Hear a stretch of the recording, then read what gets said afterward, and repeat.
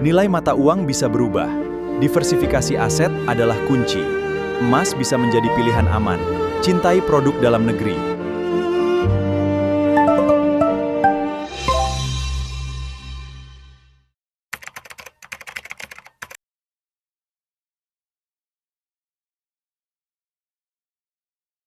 Pertama berarti sudah lewat ya. Ya, kalau dari kuartal pertama waktu itu memang kita terlihat relatif istilahnya stabil dan cukup optimis pada sebelum terjadinya konflik Timur Tengah gitu ya. Yang mana beberapa belanja belanja pemerintah, kemudian efisiensi belum seekspansif sekarang. Tetapi pada saat mulai masuk ke kuartal kedua, pada saat ternyata kebijakan tight money policy, terutama efisiensi ini kan semakin ekspansif, yang mana ternyata pada saat kita lihat konstruksi ekonomi global itu cukup signifikan, turun sekitar 0,2%, yang tadinya 3,4% menjadi 3,2%. Dan adanya konflik antara Amerika dan Iran ini secara langsung berdampak pada 25% peta logistik internasional. Dan tentunya juga kita lihat adanya kenaikan biaya minyak dunia yang naik sekitar 20%. Nah, sementara kalau itu kemudian ditelusur lebih lanjut ke ekonomi Indonesia, ini memberikan tekanan terutama koreksi terhadap harga-harga yang mana berbasis impor seperti minyak, kemudian plastik, kita pun impor dari luar, dan ini secara agregat menyebabkan biaya produksi itu menjadi lebih tinggi dibandingkan di kuartal pertama. Implikasinya itu adalah tentu pertumbuhan ekonomi kuartal kedua ini diprediksi lebih rendah dibandingkan kuartal pertama. Yang kuartal pertama itu di sekitar 5,6-5,5%, di kuartal kedua itu prediksinya adalah sekitar 4,8 sampai dengan 5,0% gitu ya. Dan mana ini juga beberapa signalnya itu sudah muncul. Yang pertama adalah kita tahu bagaimana pelemahan kurs kita gitu ya. Dan ini jauh lebih rendah dibanding COVID-19 Desember 2020. Kemudian dari sisi IHSG kita juga turun, kemudian PMI kita ini juga turun gitu ya. Dan yang terbaru itu secara defisit neraca pembayaran kita masuk ke negatif gitu ya. Dan ini adalah terendah dari 72 bulan terakhir gitu.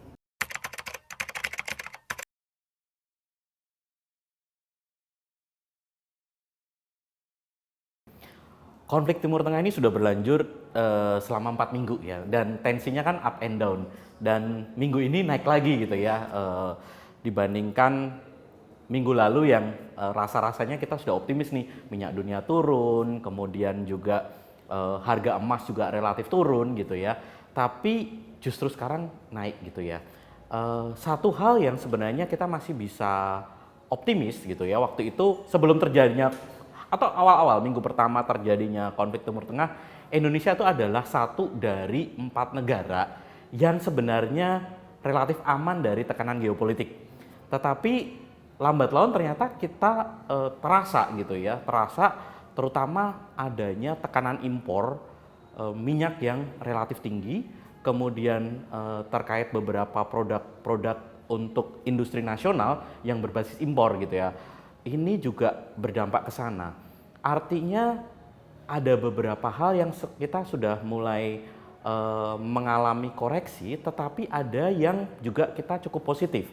Terutama pertumbuhan konsumsi masyarakat, dan ini kan Juli ini masuk liburan dan masuk sekolah. Artinya ada pertumbuhan ekonomi di sana gitu ya. Dan nanti di Agustus kita punya ada event satu lagi 17 Agustus yang harapannya itu selain liburan yang tetap menggerakkan ekonomi, kemudian adanya anak-anak masuk sekolah gitu ya, yang mana konsumsi untuk persiapan sekolah itu meningkat, dan satu lagi perayaan 17 Agustus. Tetapi khawatirnya habis itu kita turun lagi gitu ya. Beberapa hal selain tadi konsumsi, kita juga dari sisi pariwisata, kita punya angin segar, terutama kurs kita itu relatif istilahnya untuk WNA ini cukup menjanjikan gitu ya. Sangat kompetitif gitu ya. Sehingga pada saat mereka bandingkan dengan kurs mereka itu relatif kita punya daya saing dibandingkan Thailand. Problem utamanya adalah percepatan infrastruktur kita itu relatif tidak secepat di periode sebelum 2024 gitu ya untuk pembangunan infrastrukturnya. Dan ini menjadi tantangan dalam menggerakkan sektor industri pariwisata. Yang kedua adalah ekspor dari bahan mentah kita itu jika dilihat dari sisi global ini relatif menarik gitu ya. Tetapi kembali lagi bagaimana ini didukung oleh kebijakan, terutama kebijakan satu pintu untuk ekspor gitu ya. Dan tentunya juga bagaimana hal ini ditahan yang tadinya 3 bulan di bank gitu ya. Kemudian nanti ada peraturan baru harus mengendap di situ 12 bulan. Nah, ini bagaimana kita memastikan memanfaatkan momentum ini dengan kebijakan yang linear ke sana gitu ya. Jangan sampai kebijakannya justru kontraproduktif.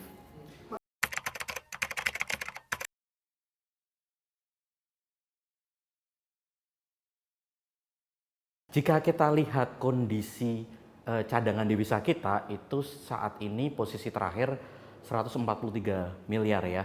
Dan artinya ini setara dengan 5,8 bulan impor.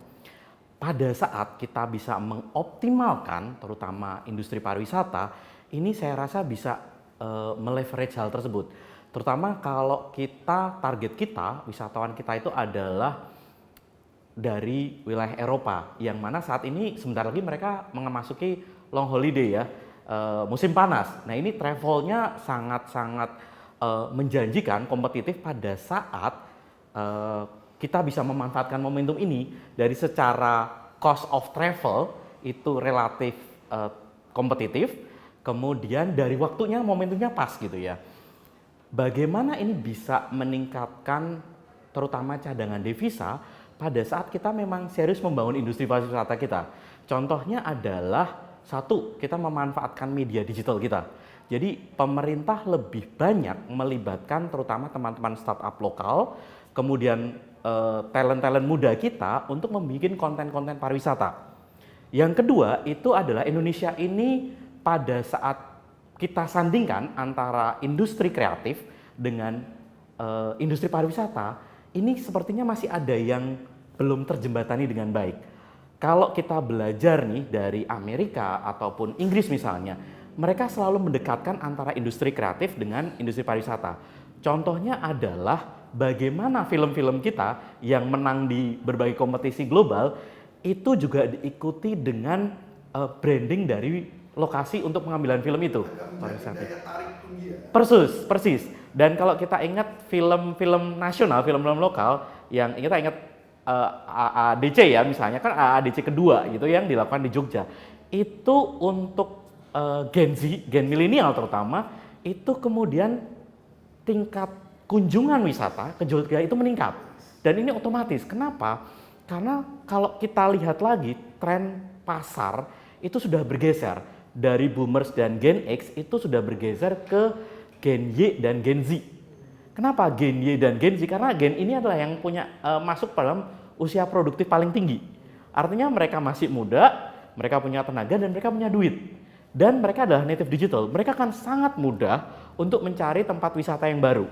Jadi artinya Indonesia punya dua peluang secara domestik menggerakkan pariwisata dari wisdom gitu ya, terutama yang disasar gen milenial dan Gen Z.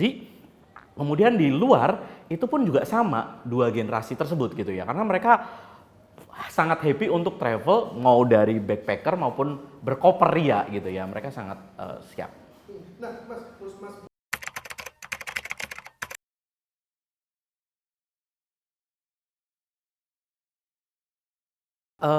Studi saya tahun 2025 itu menunjukkan terutama pada saat ini kan media yang diacu masyarakat itu adalah platform-platform digital.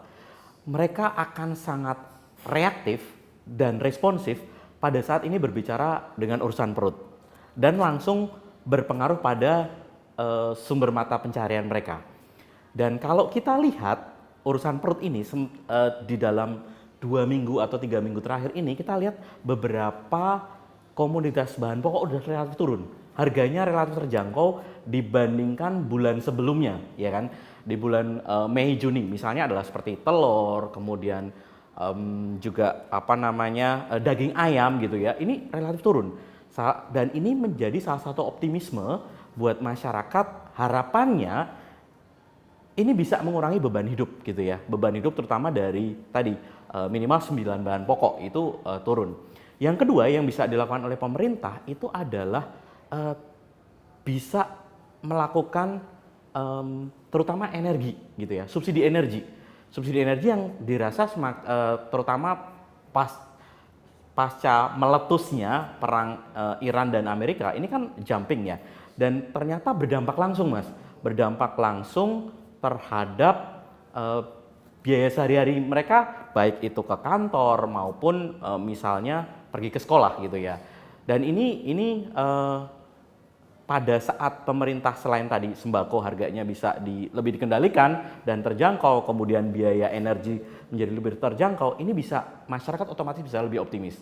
Dan terakhir itu adalah bagaimana melibatkan terutama UMKM itu dalam mendukung program-program pemerintah seperti MBG, kemudian Kopdes gitu ya, Merah Putih, kemudian satu lagi adalah Sekolah Rakyat.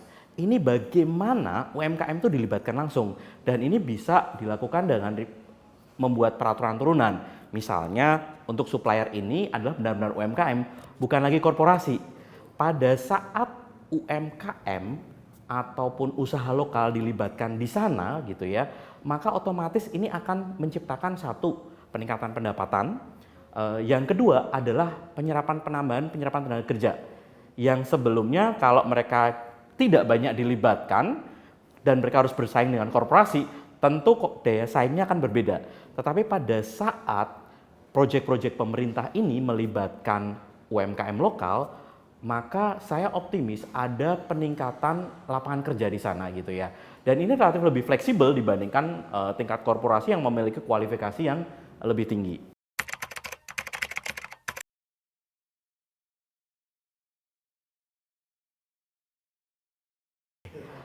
Salah satu yang pertama adalah pada saat pemerintah mengeluarkan kebijakan, sebaiknya lebih berhati-hati. Jadi terutama ini menyinggung pada kegiatan usaha. Jadi kebijakan-kebijakan ini sebaiknya sebelum dirilis, itu memang sudah dikonsultasikan ke misalnya pelaku usaha atau konsultasi pada publik gitu ya. Asosiasi dilibatkan. Kira-kira apa implikasi jika kita mengeluarkan kebijakan ini? Jadi bukan kebijakan yang bersifat mendadak. Ini otomatis akan meningkatkan sentimen publik itu lebih positif terhadap pemerintah. Yang kedua adalah meninjau kembali proyek-proyek prioritas pemerintah yang sekiranya tidak memberikan efek langsung terhadap pertumbuhan ekonomi. Artinya pada saat proyek-proyek yang sudah tengah berjalan dan ini menjadi salah satu bentuk cost center, terutama mengambil porsi APBN lebih besar dari yang seharusnya, maka ditinjau kembali kira-kira diperlukan lagi ada semacam studi berapa sih sebenarnya dampaknya. Jika memang tidak banyak menggerakkan ekonomi, terutama ekonomi lokal dan nasional, maka ini bisa dialihkan kepada proyek-proyek yang memberikan dampak langsung. Dan kalau kita ingat, Indonesia selama COVID-19 itu menjadi salah satu negara yang tidak terkoreksi dalam. Salah satunya adalah program pemerintah melalui PEN, Pemulihan Ekonomi Nasional, yang mana UMKM itu mendapatkan insentif dan subsidi dari pemerintah agar menjadi buffer ekonomi gitu ya. Dan ini paling cepat untuk menyerap tenaga kerja. Saat ini penyerapan tenaga kerja dari UMKM itu adalah sekitar 90% dibandingkan usaha besar. Sementara populasinya 99% dari total jumlah usaha di Indonesia. Dan yang terakhir itu adalah peningkatan kesejahteraan dari aparatur sipil negara gitu ya, ASN. Kenapa? Kalau dari sisi kita lihat PNS itu totalnya kurang lebih ada sekitar 2 juta. Dan pada saat PNS ini ditingkatkan kesejahteraannya, yang mana ini bisa meningkatkan perputaran ekonomi lokal. PNS konsumsinya adalah ke warung tetangga, ke pasar tradisional dan sebagainya. Pada saat ini bisa ditingkatkan gitu ya, yang mana selama ini mereka mendapatkan insentif tambahan dari kegiatan-kegiatan di luar, misalnya ada perjalanan dinas, kemudian adanya rapat gitu ya, konsinyering dan sebagainya yang kemudian dipotong nih karena efisiensi untuk membiayain proyek prioritas misalnya. Nah ini bisa otomatis itu menggerakkan sektor-sektor seperti pariwisata, perhotelan, restoran, dan termasuk UMKM. Kenapa? Karena dari sekian kegiatan-kegiatan pemerintah, 70%, 80% itu akan melibatkan UMKM lokal untuk mensupport kegiatan tersebut.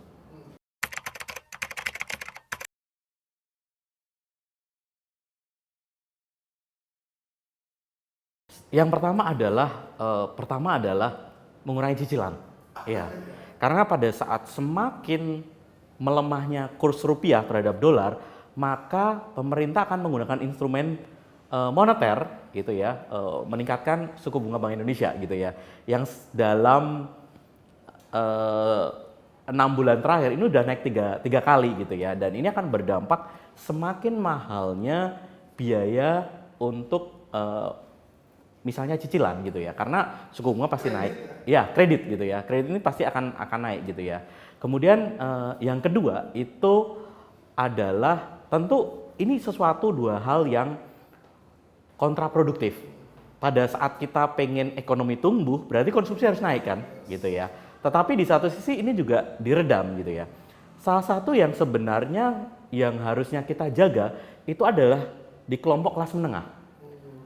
Dari 2020 pasca Covid 2021 sampai tahun ini kita sudah turun sekitar 4%. Jumlah kelompok kelas menengah yang tadinya sekitar di 20% itu turun ke 16%, kurang lebih 16% di 2026. Kenapa? Karena kelas menengah ini adalah kelas yang berkontribusi terhadap pajak, tetapi mereka tidak mendapatkan subsidi, gitu ya. Justru bagaimana meningkatkan jumlah kelas menengah di situ kan? Jadi porsi bayar pajaknya tinggi tuh.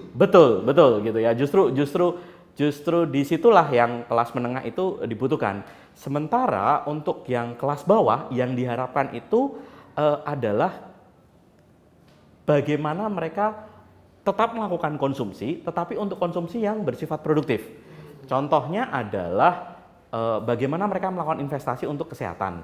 Artinya kalau dalam teori Booth Effects gitu ya, teori Booth Effect adalah mereka memilih sesuatu yang umurnya lebih panjang dibandingkan kuantitas gitu ya. Nah ini artinya akan meningkatkan produktivitas mereka. Kemudian yang kedua adalah meningkatkan investasi untuk masa depan. Setidaknya di sisi pendidikan gitu ya, mereka prioritas ke sana dan mengurangi yang bersifat konsumtif yang non produktif. Contohnya adalah rokok. Ini di tingkat bawah itu beberapa survei menunjukkan justru konsumsi salah satu sepertiga terbesar untuk rokok gitu ya. Dan ini kontraproduktif dengan bagaimana BPJS Kesehatan mengcover untuk biaya pemulihan akibat dampak dari rokok gitu.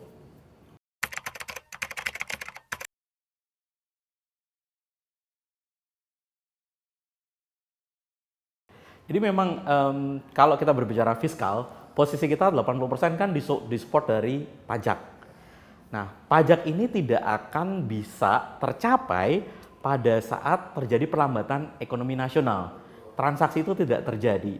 Jadi salah satunya itu yang justru hal yang paling dekat itu adalah bagaimana ini ekonomi ini bergerak lagi. Jadi beberapa proyek-proyek prioritas 5 proyek pemerintah yang selama ini dijalankan itu perlu ditinjau ulang dan dialihkan untuk yang sebelumnya itu bisa berdampak langsung pada masyarakat gitu. Itu yang pertama. Setidaknya menumbuhkan perputaran ekonomi di masyarakat dulu. Sehingga pada saat ini mulai tumbuh lagi gitu ya, bertunas, kemudian nanti berkembang. Nah, ini bisa menjadi salah satu peluang untuk pencapaian target pajak gitu ya. Yang kedua adalah beberapa dari prioritas dari Danantara ini sebaiknya bersentuhan langsung investasi-investasi yang fokusnya untuk pasar domestik dulu gitu ya, sebelum kita ke eksternal, karena di eksternal pun di global itu mengalami ketidakpastian yang tinggi gitu ya. Beberapa lembaga internasional sudah mengoreksi pertumbuhannya Dan inflasi global itu sekarang saat ini mencapai 6%, relatif tinggi dibandingkan tahun 2025. Karena ketegangan di mana-mana seperti belum selesainya Ukraina dan Rusia, kemudian Timur Tengah, dan semakin sulitnya mendapatkan kepastian pasokan energi, terutama minyak gitu ya. Meskipun kita tahu bahwa EV gitu ya, salah satunya ataupun energi terbarukan itu sudah tumbuh, tetapi belum merata dan masih tidak mencukupi dibandingkan kebutuhan. Jadi pada saat nanti Danantara bisa menginvestasikan sektor-sektor misalnya, salah satunya adalah percepatan pembangunan infrastruktur transformasi massal. Ini menjadi alternatif pada saat biaya energi semakin tinggi, orang akan bergeser dari commuting individual menjadi mass transportation gitu ya.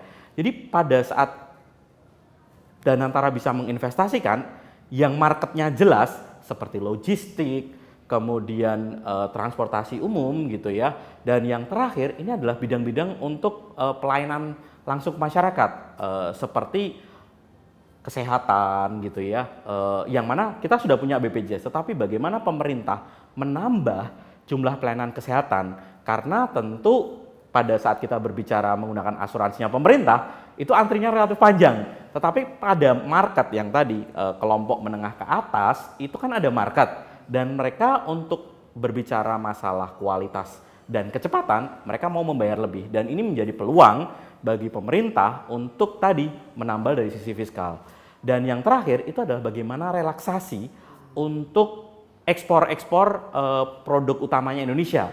Jadi ini menjadi sinyalemen gitu ya, terutama bagi para importer luar gitu, bahwa proses transaksi internasional menjadi lebih mudah gitu ya, lebih cepat. Jadi relaksasi, kemudian adanya simplifikasi untuk ekspor, itu bisa menjadi salah satu pendorong untuk meningkatkan kualitas dan secara kuantitas ekspor kita. Dan yang terakhir, pemerintah perlu melakukan penjajakan ulang terhadap mitra-mitra hubungan bilateral yang menjadi prospek bagi produk-produk ekspor Indonesia.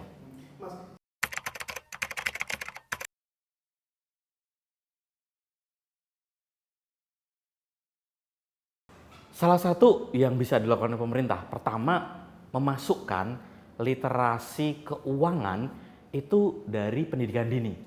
Oke. Kita masih ingat di zaman 90-an itu pemerintah punya campaign tentang menabung di bank. Dan mereka bahkan punya paket Tabanas, kemudian tabungan anak sekolah yang tanpa biaya apapun, tanpa potongan pajak gitu ya. Dan bahkan beberapa bank waktu itu, mungkin kalau sekarang disebut Bank Himbara, mereka tuh roadshow ke sekolah-sekolah dari sisi SD sampai dengan SMA. Jadi pertama itu perlu adanya memasukkan literasi keuangan, literasi finansial itu di dalam kurikulum. Kemudian yang kedua itu adalah melakukan social campaign gitu ya, bagaimana kampanye-kampanye ini lebih edukatif. Jadi yang kalau kita lihat beberapa startup itu melakukan perbandingan nyata gitu ya. Kalau Anda nggak punya kemampuan manajemen keuangan yang bagus, Anda akan kesulitan. Dan kalau Anda melakukan ini manfaatnya seperti apa? Jadi ada beberapa produk finansial secara digital itu saya lihat mereka lebih soft spoken gitu ya. Jadi 90% memberikan fakta, 10%-nya edukatif. Dan yang terakhir adalah memang pendekatan yang dilakukan itu peer group. Jadi literasi keuangan, kalau kita ingat produknya Pak SBY misalnya, kita punya PNPM Mandiri, dan di situ ada simpan pinjam kelompok perempuan. Disitulah finansial literasi itu bisa dimasukkan, dan ini relatif lebih mudah dibandingkan dilakukan adanya webinar dan sebagainya.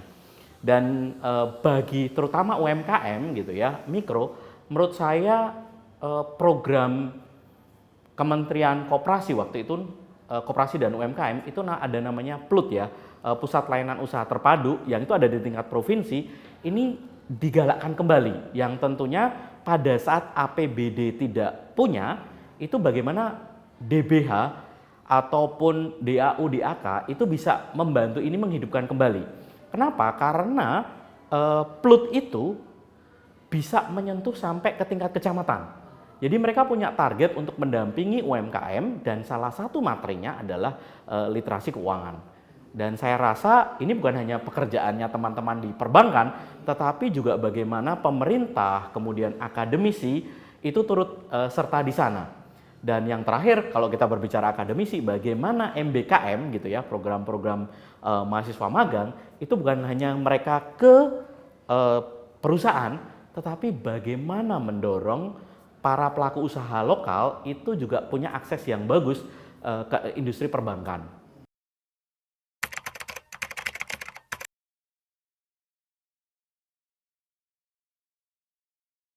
Yang pertama adalah pada saat pengambilan keputusan, sebaiknya dunia usaha itu punya data gitu ya. Mereka mau nggak mau melakukan market research gitu ya.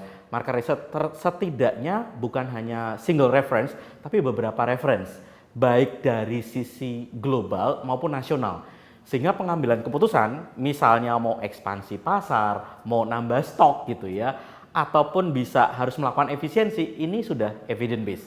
Itu yang pertama. Kemudian yang kedua adalah tentunya merawat dari loyal customer.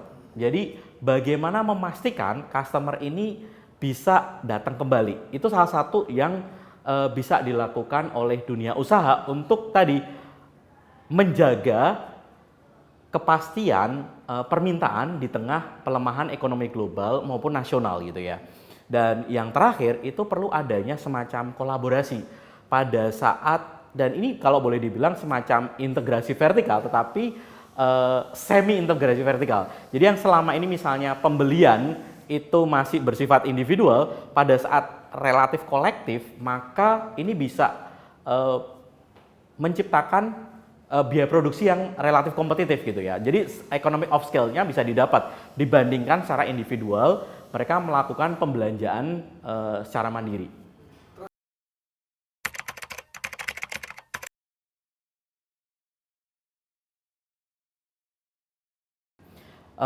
Yang pertama untuk masyarakat itu mohon tetap menjaga cash flow, gitu ya, cash flow. Cash flow yang sehat itu relatif punya daya tahan yang bagus. Dan pada saat mereka punya cash flow yang relatif stabil, artinya pada saat itu peluang datang, mereka bisa ngambil peluang itu, gitu ya. Jadi ini bukan hanya di sisi masyarakat, tapi juga pelaku usaha, gitu ya. Itu menjadi sangat penting. Yang kedua adalah membuat skala prioritas, gitu ya. Jadi bukan hanya mengandalkan pembiayaan itu dari potensi.